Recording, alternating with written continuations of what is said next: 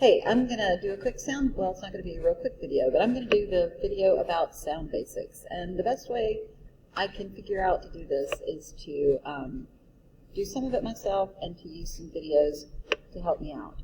These are the things that we're going to cover. We're going to talk about sound, the fundamentals of sound, what it is, how it's made, how it moves, and what the properties of sound are. All waves have properties of frequency, period, amplitude, and wavelength. How do we hear these? How do these wave properties make sound characteristics? And then we're going to talk about the Doppler effect, the speed of sound, harmonics and overtone, timbre, what it is and why it happens, and beats. So let's start with wave basics. Give me just a second. You probably receive hundreds, even thousands of cues about what's going on in your environment every day, strictly from sound. In addition to things like speech and music, there are other bits of auditory information that shape your day.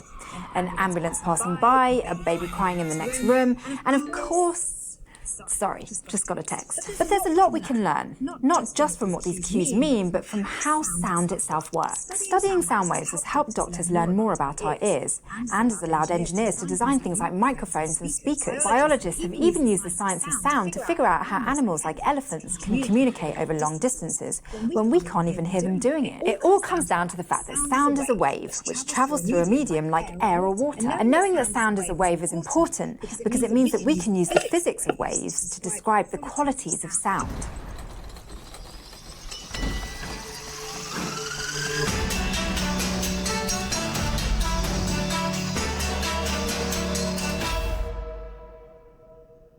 When you think of a wave, you probably think of the kind you see at the ocean, or the ones you made when you jumped on that trampoline last time. Those waves produce ripples that run perpendicular to the direction that the wave is travelling in. But sound is the other kind of wave. It's a longitudinal wave, meaning that the wave's back and forth motion happens in the same direction in which the wave travels. Say you get a text message on your phone and it makes a nice bright little ding sound. What will actually happen, like on a physical level? Your phone speaker contains a diaphragm, a piece of stiff material, usually in the shape of a cone. When you got the message, the electronics inside the speaker made the diaphragm move back and forth, which vibrated the air around your phone. That made the atoms and molecules in the air move back and forth. Then, those moving particles vibrated the air around them, and as the process continued, the sound waves spread outward.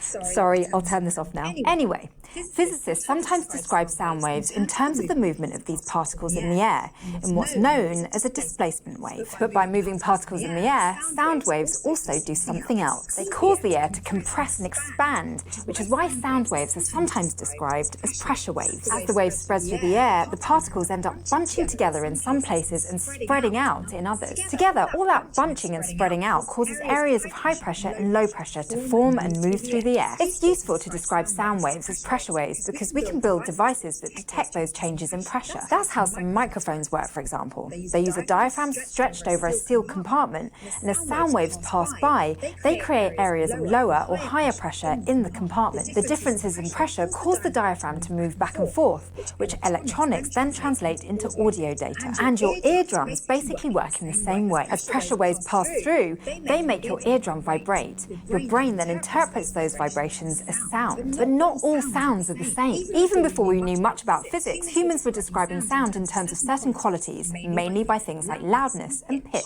Our understanding of those qualities helped shape the development of music, which we'll talk about more next time. But there's also a more physicsy side to those qualities of music. Pitch can be high or low, and it corresponds to the frequency of the wave. So air that's vibrating back and forth more times per second will have a higher pitch, and air that's vibrating fewer times per second will have a lower pitch. Humans hear sounds best when vibrations are somewhere between 20 per second on the low end and 20,000 per second on the high end. As we get older and lose more of the cells that help us to detect sound, we start to lose the ability to hear the higher pitched sounds. Some building security companies will take advantage of this, using devices that emit a high-pitched noise that most people over the age of 25 can't hear. The idea is that since kids and teens can hear it, and it's super annoying to them, they won't hang out near the building. But some sounds are too high or low for any humans to hear. Sounds that are too high in pitch are called ultrasonic, and the sounds that are too low are called infrasonic. Dog whistles, for example, use an ultrasonic pitch that's too high for us,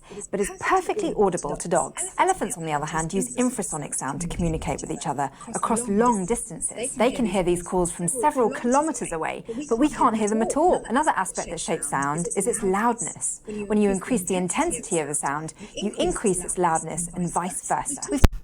Okay, so in that video, that part of this video, she talked about frequency and pitch, and she talked about loudness, and she was talking about intensity, but you need to know that the loudness of a wave is related to its amplitude. The period of a sound wave is the same as any wave. It's the time it takes for one cycle of the wave to happen, and it is the inverse of the frequency. And the wavelength is, again, the physical crest to crest, or compression to compression, distance in a wave. We will now learn about the Doppler effect. As the source of a sound moves closer to you, it gets louder, and as it moves away, it gets softer. That makes sense, since the closer you are to the source of the sound, the greater the intensity of the wave that hits your ear. But have you ever noticed that the pitch of the sound changes too? It's called the Doppler effect. As the source of sound moves towards you, the pitch of the sound you hear increases, and as the source moves away, the pitch decreases. To see why, imagine you're standing on the sidewalk when suddenly you hear an ambulance siren start up. It's coming from down the road and it seems to be moving toward you. The ambulance is continuously emitting sound waves at a certain frequency in the form of that siren. But as the ambulance moves towards you, the ambulance is also moving towards those sound waves. So the peaks that hit your eardrums are closer together, even though they're moving at the same speed, and you get hit by them more often, which means that you hear a higher pitched sound. At the same time, it keeps emitting more sound, which adds more peaks to those earlier sound waves that were heading your way. What you end up with is a sound wave with a higher frequency than before. That's what hits your eardrum, so you hear a sound that's higher in pitch than the one you heard when the ambulance was further away from you. As the ambulance passes you and starts to drive away down the road, the opposite happens. Sound waves are still coming toward you, but the ambulance is driving away from them, so the peaks that hit your eardrum are farther apart and you hear a sound with a lower pitch. The Doppler effect isn't only unique to sound waves, it happens with light too, which means we can...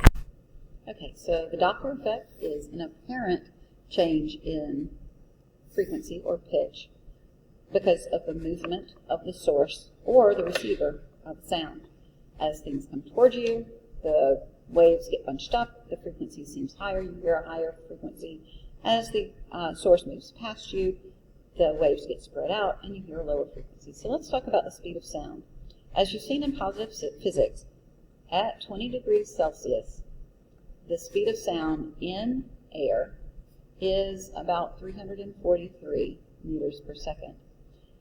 The speed of sound will increase as the temperature increases and decrease as the temperature decreases. At 0 degrees Celsius, the speed of sound is about 341 meters per second. Sorry, it's not 341, it's 331 meters per second at 0 degrees. And the way that you would calculate it at any temperature above 0 is the speed of sound is equal to 331 meters per second plus 0.6 times the temperature in Celsius degrees. So at 20 degrees, if we calculate it, it's 331 plus 0.6 times 20 degrees Celsius, which is 12. And 12 plus 331 is 343 meters per second. So you can calculate the speed of sound at any temperature using this formula. If you were here in person, we would do a lab and you would have to actually read a thermometer and calculate the speed of sound. The speed of sound is higher in solids. It's lower than in liquids and then lower than that in a gas. So the speed of sound would travel slowest in air or another gas. It would travel somewhat faster in a liquid, like in water, and it travels even faster in a metal. Remember, the speed of a wave depends only on the medium. So high-frequency sounds and low-frequency sounds travel with the exact same speed. Only if the medium changes, like the temperature change in air. If the medium changes, the speed changes. But it's not a characteristic of a wave, it's a characteristic of the medium. So now we're going to talk about harmonics and overtones. Everything that vibrates has a fundamental frequency, or the lowest frequency with which it vibrates. Imagine I have a rope or a string, and if we were here in class, I would hold a slinky, and somebody at the other end would hold the other end of the slinky, and I would vibrate the slinky up and down to show you these wave patterns. The slowest wave pattern, the lowest frequency that I could make my slinky vibrate with would be one that looked like this. One big unit, the whole thing moving up and then the whole thing moving down. And this is called the fundamental frequency. It is also called the first harmonic. If I vibrated it a little bit faster, I would speed up until this standing waveform would happen. And in this case, this is the second harmonic. Remember, this was called the fundamental. This is called the first overtone. Now, overtones and harmonics are two ways to talk about the same thing, really. If you're using the word overtone, then you will talk about the fundamental frequency as the lowest frequency, and then the next higher frequency is the first overtone. But if you're using the vocabulary of harmonics, the lowest frequency is the first harmonic, and then the second harmonic, and so on. So this would be the third harmonic, fourth, fifth, and sixth. In a standing wave, you have areas of great displacement like this that are called antinodes. And here's another one, and here's another one. And you have places of minimal displacement like this and this, or no displacement, and these are called nodes. The endpoints are also nodes. So this is a node, and this is a node. The places of zero displacement are nodes. The places of maximum displacement are antinodes. We're going to talk more about harmonic series, about resonance and standing waves that musical instruments make later, but right now we're going to stop with a vibrating string. Vibrating air columns are also used in instruments, and we'll talk about those in a few days. But right now, we're going to talk about complex waveforms.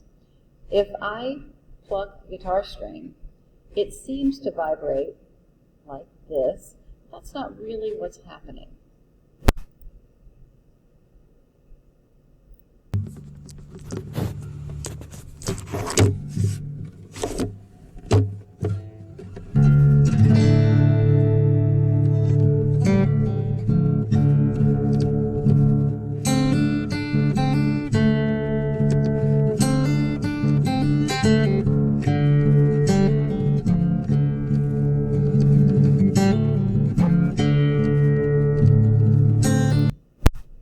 So what you saw that guitar string doing was not just vibrating as a single unit in the fundamental frequency. Although it was, the guitar string was vibrating with the waveform that is the fundamental frequency, where the entire string vibrates up and down. But as you could see, there were more complex wave patterns, and not just ones that looked like sine waves, but ones that looked, kind of jaggedy like this. And what is that? It is a complex waveform. The string was not only vibrating in the fundamental frequency, in the lowest frequency it could vibrate with, but it was vibrating with these higher frequencies at the same time. And so when all of these different waveforms, all of these harmonics were happening at the same time, it made a complex waveform on the wave. And that leads us to the idea of timbre. And yes, it is pronounced timbre. And if you're a music major, you have probably heard that word before. What is it? Timbre is also called sound quality or tonal quality. And it is the signature sound of a person's voice or of an instrument. It is why if I have a flute play an A and I have a clarinet play an A, these A's might have the same frequency. They might have exactly the same fundamental frequency and be affecting the air in the same way, but they sound different and you can hear the difference. And the difference is, for flutes and clarinets, different of these overtones are happening at the same time. A different set and with different magnitudes, different loudnesses or amplitudes, all of these different harmonics are happening at the same time. And it's like that jaggedy complex waveform that you saw on the guitar. The guitar has a mellow, pretty tonal quality because it's not just vibrating in the fundamental frequency, it's vibrating with these higher frequencies all at the same time, and it makes a rich, complex sound. I'm going to show one more video about timbre. In this video, they will have several different instruments playing the same note. They're all going to sound very different. And there's a graphic analyzer that shows us all of the different frequencies and the intensity of these different frequencies, how much each frequency is contributing to the overall sound. So listen to this. This is a grand piano. You can see a very strong fundamental frequency, and you can see those higher overtones. These overtones are whole number multiples of the fundamental frequency. That's why they happen at even intervals. This is there's a nylon guitar. This is a sitar. So you can see those higher frequencies are very intense with the sitar. This is a viola. Very strong fundamental frequencies, and the lower of the overtones. This is a cello.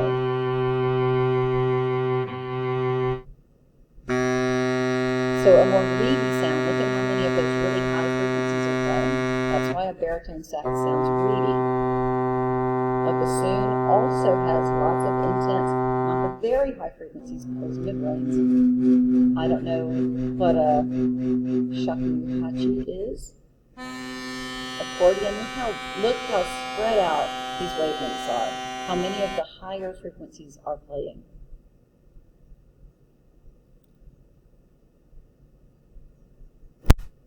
So timbre is the sound quality that an instrument makes or that a voice has.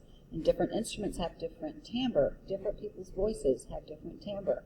And the reason the sounds are different is because different higher overtones are happening at the same time as the fundamental. The last thing we're going to talk about is beats. Try this experiment right now.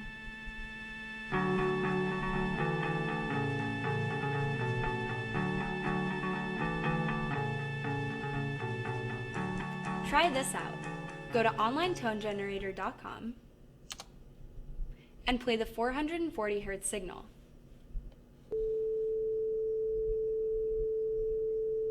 Then open another window and play the same signal again.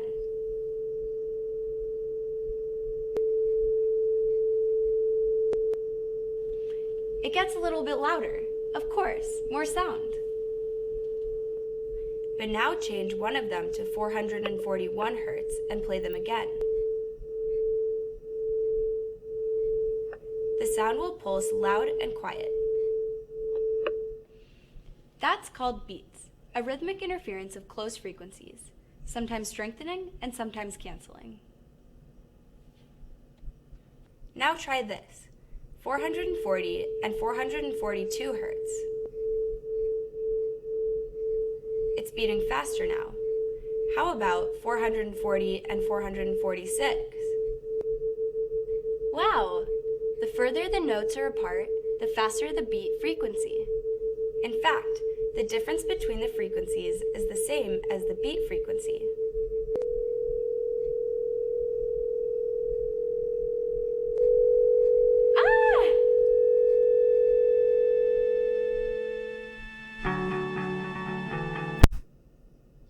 So beats are an oscillation of the loudness of what you hear when two tones that are very close in frequency are played at the same time. The beat frequency, the frequency with which you hear the beat, is the difference in the individual frequencies.